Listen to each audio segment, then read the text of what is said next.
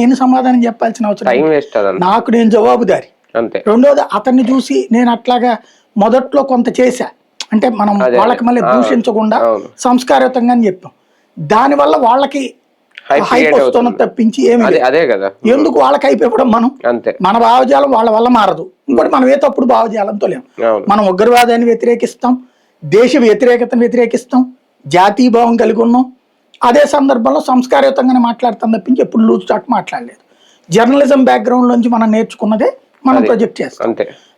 మనల్ని విమర్శించేటటువంటి వాడు అదే బ్యాక్గ్రౌండ్ వాడు విమర్శిస్తే చూస్తాం, కానీ ఆ బ్యాక్గ్రౌండ్ వాడు కాదు విమర్శిస్తుంది.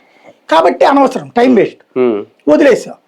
తర్వాత నేను మళ్ళీ ఈ మధ్యన వెంటనే అప్పటి తర్వాత నేను పట్టించుకోలేదు. నేను ఎప్పుడు అసలు ఇంకోటి ఏంటంటే మనం పొద్దునుండి రాత్రి దాకా వీడియోలు చేయడమే సరిపోతుంది. వేరేది ఎక్కడ చూస్తాను, ఎంటర్టైన్మెంట్ చూడడానికే తిరిగి నేను అప్పుడప్పుడు ఏదైనా ఓటీటీ అంటే ఈ ప్రపంచం నుంచి బయటకు వెళ్ళి ఏ ఓటీటీ ప్లాట్ఫామ్ సినిమానో ఒక జబర్దస్త్ చూస్తాను చూడడం నేను. అట్లాంటిది ఇంకెందుకులేని ఇప్పుడు ఇతను వచ్చిన తర్వాత 2-3 లింక్స్ పంపించినవి నేను పట్టించుకోలేదు ఫస్ట్.